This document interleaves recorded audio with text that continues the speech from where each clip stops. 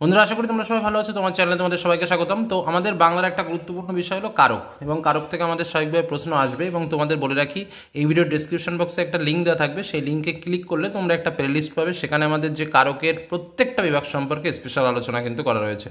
তোমরা সেই ভিডিওটা দেখলে অনেক অনেক উপকার পাবে।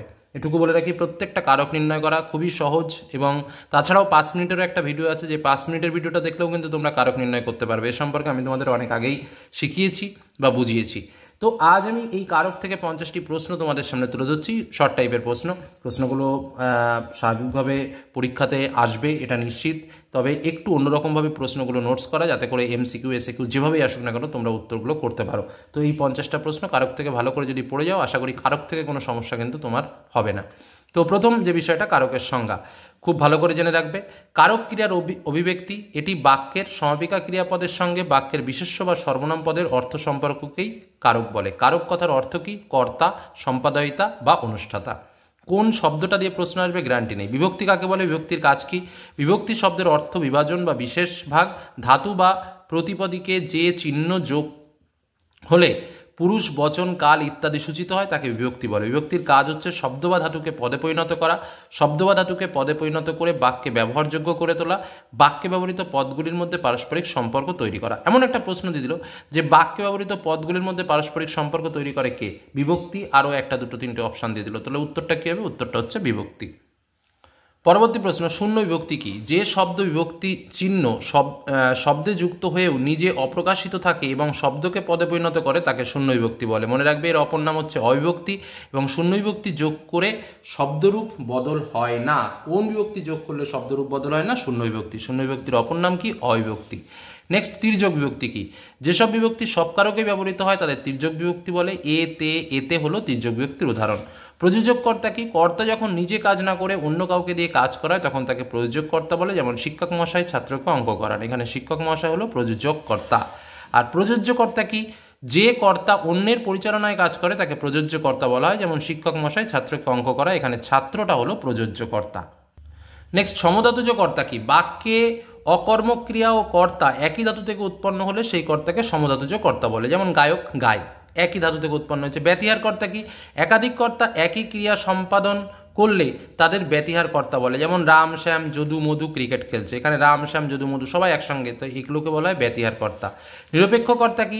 একটি বাক্যে সমাপিকা ক্রিয়া ও অসমাপিকা ক্রিয়ার কর্তা আলাদা আলাদা হলে অসমাপিকা ক্রিয়ার কর্তাকে বলা হয় নিরপেক্ষ কর্তা। যেমন রাম বললে শ্যাম খেলতে যাবে, তার মানে এখানে রামটা হচ্ছে নিরপেক্ষ কর্তার উদাহরণ। উক্ত কর্তা কি? কর্তৃবাচ্যের বাক্যের নিয়ন্ত্রণকারী কর্তায় উক্ত কর্তা নামে পরিচিত। উক্ত কর্তার আরেক নাম কর্তৃবাচ্যের কর্তা। যেমন রূপম ঘোষ ভালো পড়াশুনো করে, এখানে রূপম ঘোষ ভালো পড়াশুনো করে, তাহলে এখানে কি? এটা হচ্ছে উক্ত কর্তা। পরবর্তী প্রশ্ন, কর্ম কর্তৃবাচ্যের কর্তা কি? কর্ম কর্তৃবাচ্যের কর্তা উপস্থিত না থাকায় কর্মই কর্তার আচরণ করে, একেই কর্ম কর্তৃবাচ্যের কর্তা বলে। যেমন শাক বাজে, ঠিক আছে, এটা কিন্তু মোস্ট একটা ইম্পর্টেন্ট। এর অপর নাম হলো ছদ্মকর্তা। এক ক্রিয়ার বহুকর্তা কি? একটি সমাপিকা ক্রিয়ার অনেকগুলো কর্তা থাকলে তাকে এক ক্রিয়ার বহুকর্তা বলে। যেমন ভালো বই, ভালো মানুষের সংখ্যা, ভালো আবহাওয়া ধীরে ধীরে কমছে। অনুক্ত কর্তা কি? কর্মবাচ্যের বা ভাববাচ্যের বা তোমার অনুসর্গযুক্ত কর্তা পদকে অনুক্ত কর্তা বলে। যেমন রাম কর্তৃক রাবণ নিহত হয়েছে, এখানে রামটা হলো অনুক্ত কর্তার উদাহরণ। সাধনকর্তা কি? যন্ত্র বা উপকরণ কর্তা হিসেবে ব্যবহৃত হলে তাকে সাধনকর্তা বলে। যেমন কলমে লেখে, এটাকে বলা হয় সাধনকর্তা। তারপরে দেখো, মুখ্য কর্ম কি? বাক্যের কর্তা সম্পাদিত কর্মটি অপ্রাণীবাচক হলে তাকে মুখ্য কর্ম বলে। যেমন তুমি ব্যাকরণ পড়বে। গৌণ কর্ম কি? বাক্যের কর্তা সম্পাদিত কর্মটি প্রাণীবাচক হলে তাকে গৌণ কর্ম বলে। যেমন শ্যামা কমলাকে ভাত দিচ্ছে। দ্বিকর্ম ক্রিয়া কি?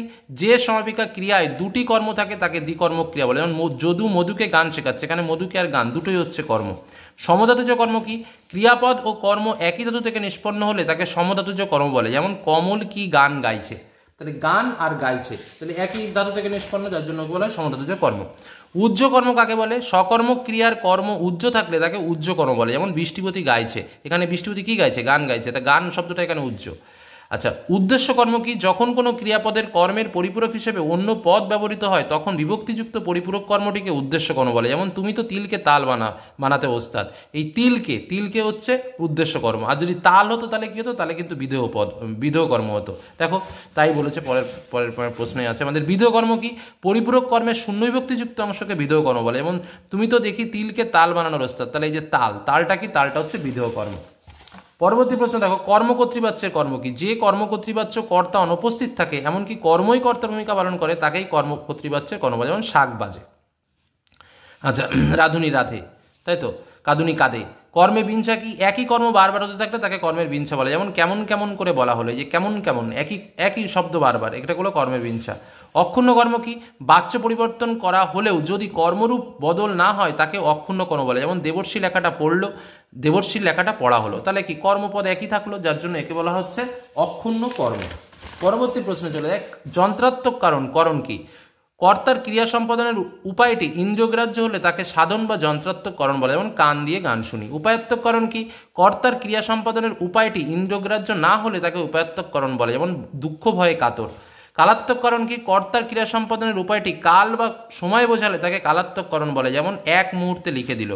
হেতুময় করণ কি? কর্তার ক্রিয়া সম্পাদনের উপায়টি যদি কাজের হেতু বা কারণ হয় তখন তাকে হেতুময় করণ বলা হয়। যেমন কুহুস্বরে কোকিল চেনা যায়। পরবর্তী প্রশ্ন, লক্ষণাত্মক করণ কি? কর্তার ক্রিয়া সম্পাদনের উপায়টি যদি চিহ্ন বা লক্ষণ বোঝায় তখন তাকে লক্ষণাত্মক বা উপলক্ষণ করণ বলে। যেমন শিকারী বিড়াল গোপে চেনা যায়। কিসের দ্বারা? গোপের দ্বারা চেনা যায়, এই জন্য এটাকে বলা হয় লক্ষণাত্মক করণ। সমধাতুজ করণ কি? বাক্যস্থিত ক্রিয়া এবং তার কারণ একই ধাতু থেকে নিষ্পন্ন হলে করণটিকে সমধাতুজ করণ বলে। যেমন কি বাঁধনে বেঁধেছ, এখানে বাঁধনে হলো সমধাতুজ করণের উদাহরণ। করণে বিপসা কি? বাক্যে করণটি বারবার ব্যবহৃত হলে তাকে করণের বিপসা বলে। যেমন চোখে চোখে কথা বলো, এই যে চোখে চোখে, এটা হলো করণের বিপসার উদাহরণ। অপাদান শব্দের অর্থ কি? অপাদান শব্দের অর্থ হচ্ছে যা থেকে বিশ্লিষ্ট হয়। পরবর্তী প্রশ্নে চলে আসি, সম্বন্ধ বিভক্তি কি জিনিস? খুব ইম্পর্টেন্ট একটা সম্বন্ধ পদ, বাক্যের অন্তর্গত যে পদ বা পদগুলির সঙ্গে সমাপিকা ক্রিয়ার কোনো অর্থ সম্পর্ক বা সাক্ষাৎ নেই কিন্তু বাক্যের কোনো বিশেষ্য বা সর্বনাম পদের সঙ্গে সম্পর্ক রয়েছে তাকে সম্বন্ধ পদ বলে। সমন্বিত পদ কি? বাক্যের যে পদের সঙ্গে সম্বন্ধ পদের অর্থ সম্পর্ক থাকে তাকে সম্বন্ধিত পদ বলে। যেমন পীযূষের বইটি অর্ণবনী, পীযূষের সম্বন্ধিত পদ। সম্বোধন পদ কি? বাক্যের যে পদের সাহায্যে কাউকে ডাকা বা আহ্বান করা বোঝায় কিন্তু বাক্যের সমাপিকা ক্রিয়ার সঙ্গে যার কোনো অর্থ সম্পর্ক থাকে না তাকে সম্বোধন পদ বলে। যেমন ওহে তুমি কি পড়বে, যে ওহে বলে থেমে যাও, যখনই থেমে যাচ্ছে তখনই সেটা সম্বোধন পদ। আর থাকলে সম্বন্ধ পদ। অকারক কি? একটি বাক্যের সমাপিকা ক্রিয়ার সঙ্গে অর্থ সম্পর্কহীন পদকে অকারক বা উপকারক বলা হয়। অকারক দুই প্রকার, যথা সম্বন্ধ পদ ও সম্বোধন পদ। আধুনিক মতে কারকের সংজ্ঞা দাও। বাক্যে প্রযুক্ত হবার জন্য বিশেষ্য ও সর্বনাম পদগুলি রূপ, অবস্থান, শব্দ সম্বন্ধকেই আধুনিক মতে কারক বলা হয়। বিভক্তি প্রদান কারক কি কি? কর্ম, সম্বন্ধ আর অধিকরণ। অনুসর্গ প্রদান কারক কি কি? করণ আর অপাদান। আধুনিক মতে বাংলার অনুসর্গ প্রধান দুর্বল কারক কোনটি? উত্তর হচ্ছে সম্বন্ধ কারক। পরবর্তী প্রশ্ন, আধুনিক মতে বাংলার বিভক্তি প্রধান একটি সরল কারক কি? উত্তর কর্তৃকারক। ক্রিয়ার আধারকে কি বলা হয়? অধিকরণ কারক। ক্রিয়ার উৎস কাকে বোঝায়? অপাদানকে। সংস্কৃত ভাষায় নিমিত্তকে কি বলা হয়? সম্প্রদান। ক্রিয়া সম্পাদনের উপকরণ কাকে বলা হয়? করণকে। বাক্যের অস্বাভাবিক ক্রিয়ার পৃথক কর্তাকে কি বলা হয়? নিরপেক্ষ কর্তা। কর্তা শব্দের অর্থ কি? ক্রিয়া সম্পাদক। ধাতু বিভক্তি কটিও কি কি? চারটি, যথা পুরুষ বিভক্তি, প্রকার বিভক্তি, কাল বিভক্তি, ভাব বিভক্তি।